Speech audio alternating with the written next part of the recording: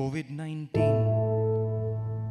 इस सदी की एक ऐसी घटना जिसे किसी ने कभी ना ही सोचा होगा और ना ही कभी ऐसा कुछ देखा होगा।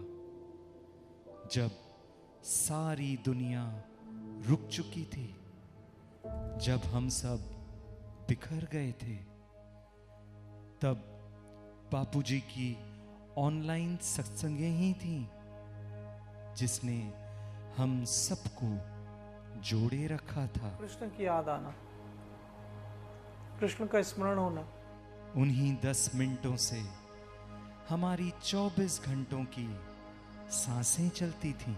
देते हो वो कृष्ण के नाते देते हो। हम सब पॉजिटिविटी में जीने की जी तोड़ कोशिश कर ही रहे थे, लेकिन हम सबों की लाइफ अचानक उस दिन नेगेटिव हो गई जब बापूजी की कोविड रिपोर्ट्स पॉजिटिव आ गईं।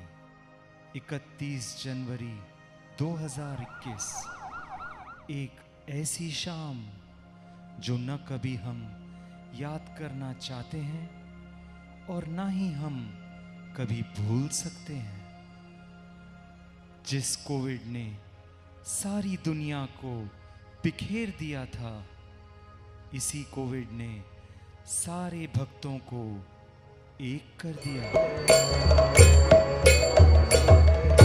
अब सबका एक ही लक्ष्य, एक ही प्रार्थना, एक ही दुआ, एक ही इच्छा, एक ही अरमान कि बापूजी जल्द ही ठीक होकर फिर से सबके बीच आ जाएं।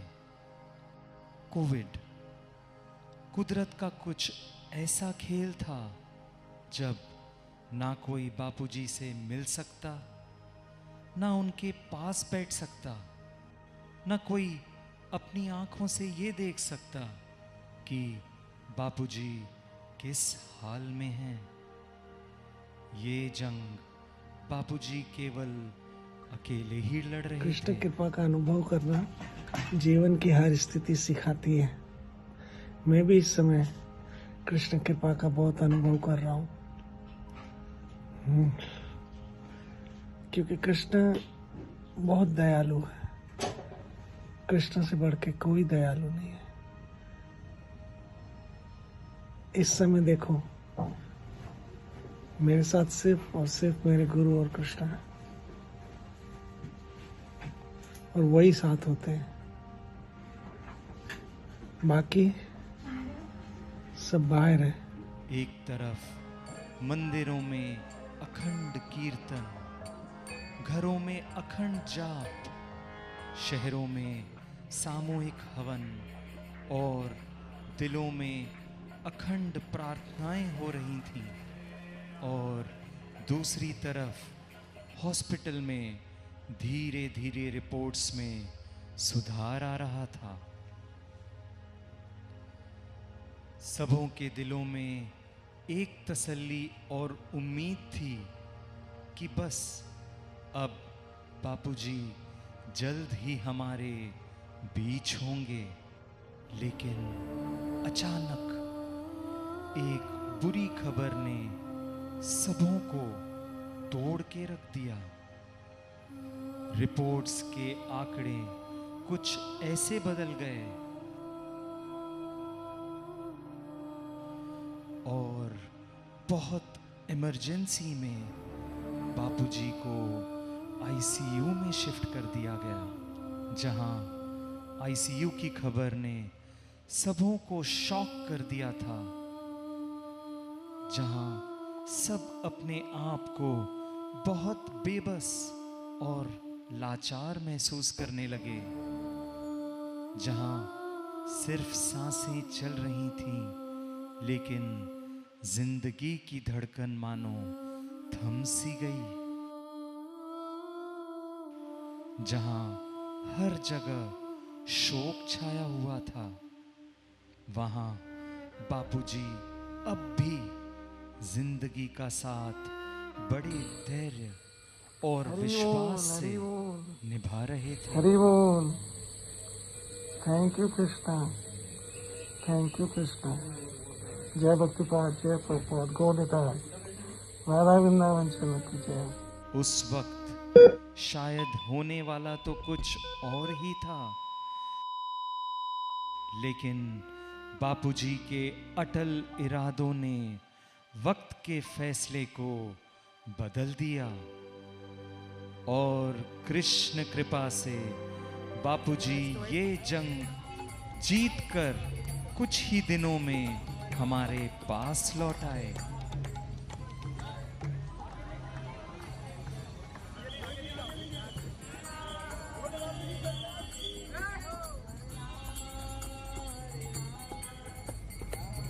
इस बार एक जिंदगी नहीं, कई सारी जिंदगियां जीत गईं।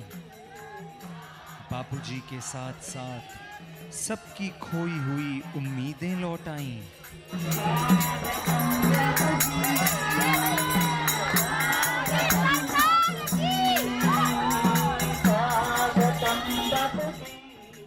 सबके चेहरों पे फिर से वो खोई हुई मुस्कान लौट आई।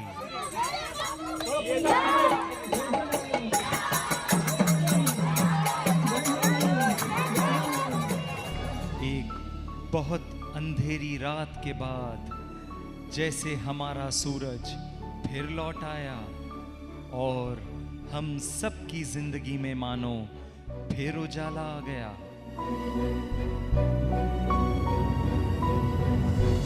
सेहत तो पहले से अच्छी हो रही थी, लेकिन अब भी मंदिर सूने थे, दीवारें अभी भी रो रही थीं, सत्संग की वो बुलंद आवाज अब भी कहीं खोई हुई थी।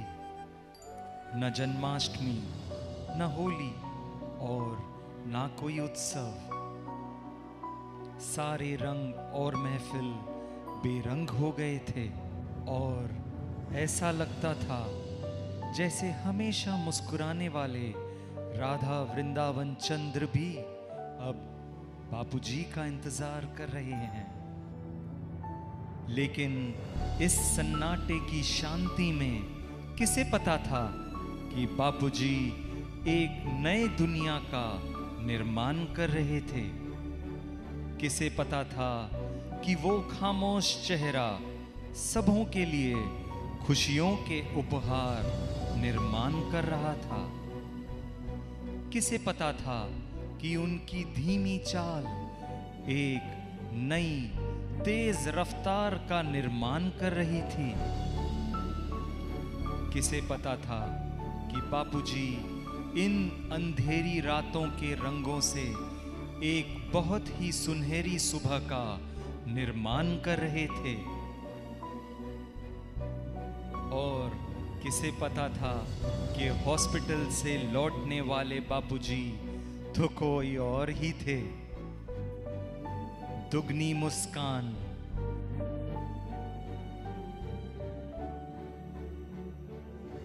दुगना जुनून, दुगने इरादे और दुगनी जिंदगी के साथ बापूजी अब कोई और ही थे।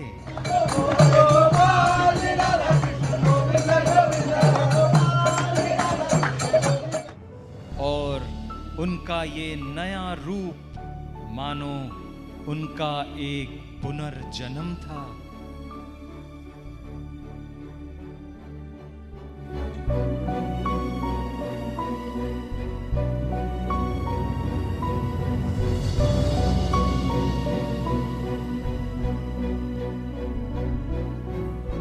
साल के बाद जब पुनः बापूजी व्यासासन पे बैठे, तब व्यासासन का अंदाज बिल्कुल बदल चुका था। 40 सालों से सत्संग हो रही थी, लेकिन अब उनके प्रवचनों की धारा, उनके शब्दों की गहराई, जिस दिन कृष्ण निकल गया वो योग माया को महामाया बनते देखने लगेगी। उनके दृष्टिकोण की विशालता। जब हम कभी लड़खड़ा रहे हो और कोई हमें सहारा दे दे, समझ लेना ये कृष्ण। उनके उदाहरणों की ऊंचाई। लेकिन ये जितनी हल्की है उससे 100 गुना कहीं भारी है। अब नए आसमान छू रहे थे। इतने कठिन समय के कड़वे अनुभवों को अपने हास्य से भरे लफ्जों में छिपाकर उन्होंने हमें एक बहुत ही बड़ा दृष्टिकोण दिया। कृष्ण को पहचानो, ये मंत्र उनके जीवन और जीवन में आई हर ऊंच नीच का सार बन गया। अब सत्संग केवल 1 घंटा व्यासासन पर नहीं बल्कि पूरा दिन होने लगी। अब समय और सत्संग का कोई संबंध नहीं रहा।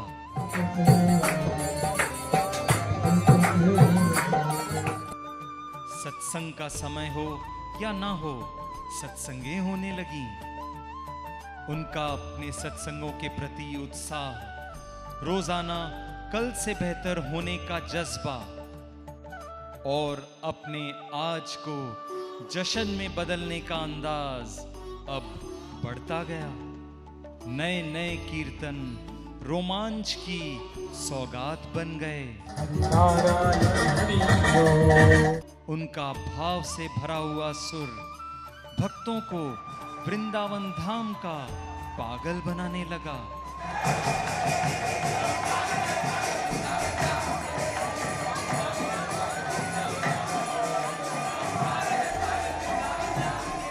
और मुरली वाले के प्रति उनके प्रेम के प्रभाव से सारे भक्त जोगन बन के झूम उठे।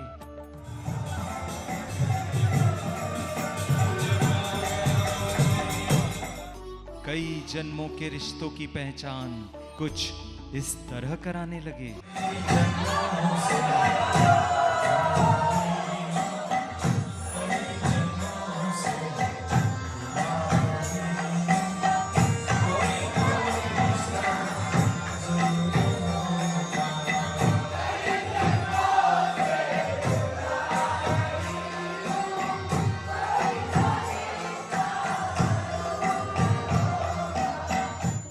अब जब वो पुनः व्यासासन पर बैठे तो सिर्फ सत्संग नहीं कर रहे हैं, वो अब सिर्फ बोलते नहीं हैं, उम्मीदें बांटते हैं। तुलसी के राधा मैं यही दे सकता हूँ। वो अब सिर्फ हंसते नहीं हैं, जिंदगियां देते हैं।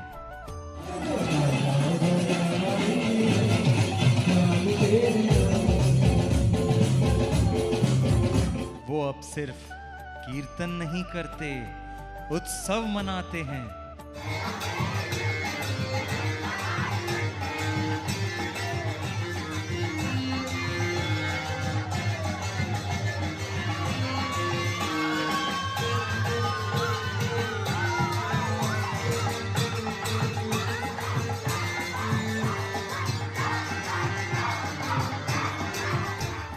वो अब सिर्फ व्यासासन पर नहीं बैठते हैं, वो अपने श्रोताओं के दिल में राज करते हैं।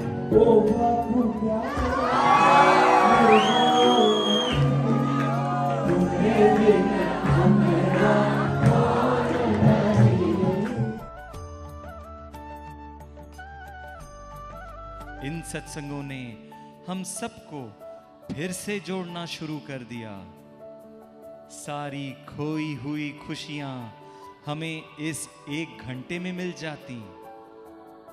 लेकिन अब बापूजी केवल सत्संग तक ही सीमित नहीं रहे, अब वो व्यक्तिगत रूप से सबों के साथ जुड़ने लगे। अब बापूजी किसी से भी दूर नहीं रहे, अपने विशाल हृदय और महान प्रेम को वो हर किसी में बांटने लगे। अब वो समय पे नहीं, यादों पे विश्वास रखने लगे। और हर मुलाकात को एक खूबसूरत याद में बदलने लगे। अब उनकी सबसे बड़ी खासियत थी आम लोगों के साथ एक आम व्यक्ति की तरह रहकर उस आम मुलाकात को खास बनाना।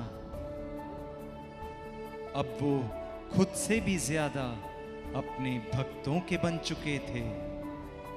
अपनों से भी ज्यादा अपनेपन का रिश्ता जोड़कर उन्होंने सबों को मानो अपना परिवार बना दिया।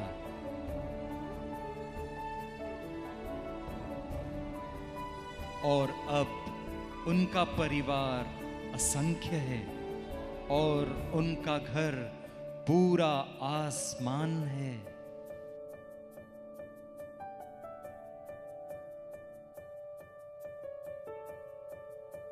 अब उनके लिए कृष्ण केवल विग्रह में ही नहीं बसते, उनके लिए कृष्ण हर उस आंख में है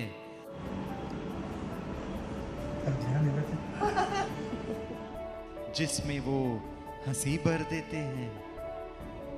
उनके लिए कृष्ण हर उस दिल में है जिसमें वो आशा भर देते हैं। हमेशा पॉजिटिव रहो। यस सर, राइट, बहुत कुछ कर सकते हो। उनके लिए कृष्ण हर उस व्यक्ति में है जो उनसे और जिनसे वो प्रेम करते हैं। हवा में सुगंध की तरह बापूजी का प्यार हर किसी में फैलता गया।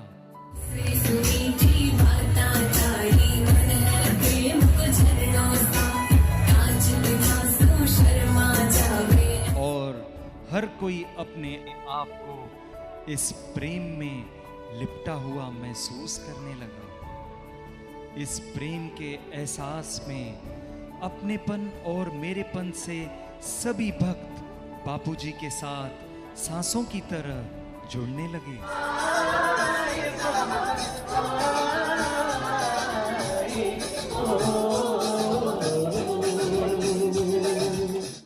बापूजी ने एक बहुत सुंदर प्यार से भरी दुनिया का निर्माण किया जिसमें अब हम सबों ने अपना घर बना दिया।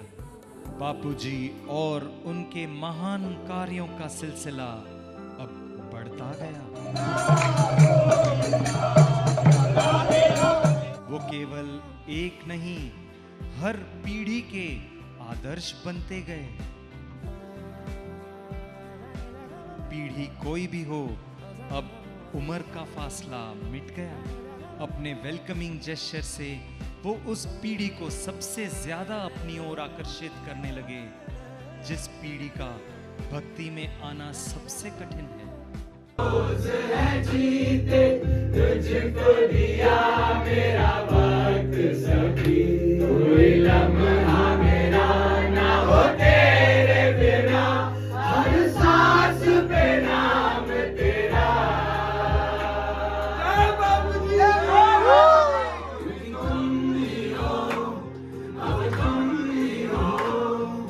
जिंदगी अब तुम ही हो। इस जवान पीढ़ी को किसी बात के लिए मना नहीं करना और उनसे अपनी हर बात मनवा देना उनका छिपा हुआ अंदाज है।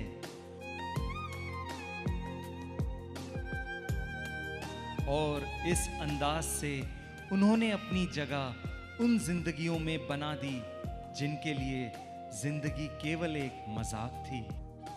जो पीढ़ी जीवन के हर रिश्ते से दूर भागती, वो बापूजी के साथ एक अनोखा रिश्ता जोड़कर अपनी जिंदगी संवारने लगी। बापू ने मेरे वास्ते क्या कुछ नहीं किया, बापू ने मेरे वास्ते क्या कुछ नहीं किया, 100 बार शुक्रिया, 100 बार शुक्रिया। खुद माँ बाप बनकर इन बच्चों के जीवन को बापूजी ने अपने हाथों में ले लिया और युवा अवस्था के इन नन्हे पौधों पर अपने निस्वार्थ प्रेम की बारिश बरसाते रहे।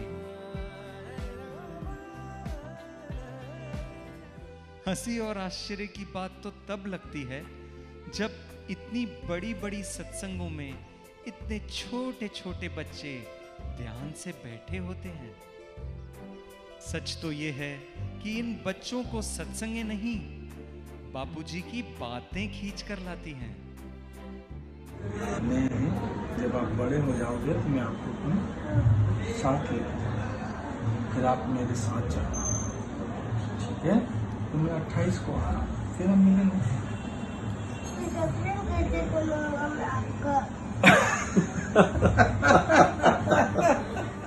या तो ये कोई जादू है या कोई करिश्मा।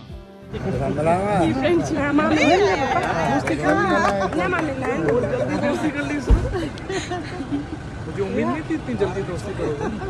जो इन बच्चों को बापूजी अपनी उम्र से भी छोटे लगने लगे। प्यार है बापू से, प्यार है, आई लव यू। जिसकी वजह से वो सब उनसे दिल से जुड़ने लगे।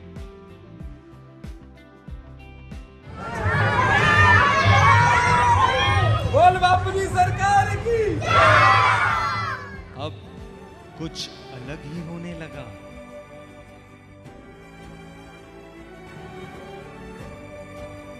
सारी फिक्र जैसे हवा में उड़ने लगी। सारी परेशानियों के साथ जैसे दोस्ती होने लगी। समय जैसे उल्टा ही चलने लगा। उम्र जैसे पीछे की ओर ही घटने लगी।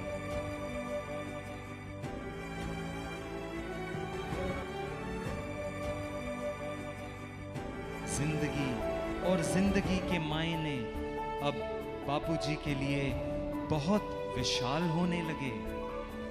जिंदगी को रोज जी भर के जीना उनका अंदाज बनने लगा। बहुत वर्षों के बाद ऐसे स्ट्रीट पे खड़े होकर खाने का मौका मिला, मजा आ रहा। और उनकी ये जिंदगी को जी भर के जीने की बीमारी अब चारों ओर फैलने लगी।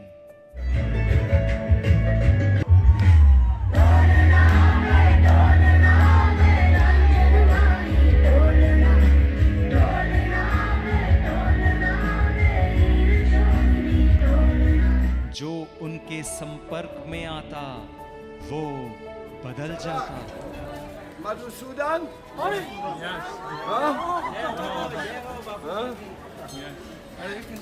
बहुत सुंदर हरिकथा। हरे कृष्णा। उनका कोई कॉम्पिटिटर नहीं, वो रोज खुद ही को हराने लगे और रोजाना खुद ही से आगे बढ़ने लगे। अब त्योहार नहीं मनता है, अब उत्सव होते हैं। अब महा उत्सव मनाए जाते हैं।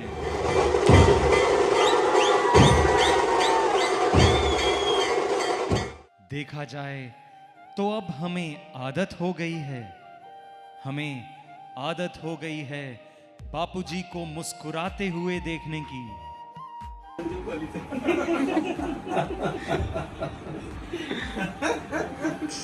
हमें आदत हो गई है बापूजी को मस्ती में देखने की। हमें आदत हो गई है बापूजी को एक बच्चे की तरह जीते देखने की।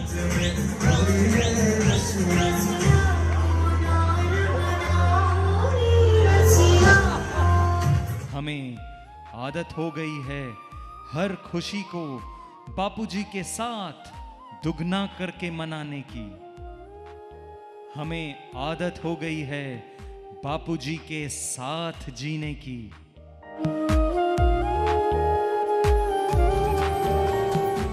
कृष्ण के इस अद्भुत चमत्कार का और बापूजी के इस नए रूप का हम सभी भक्त तहे दिल से स्वागत करते हैं।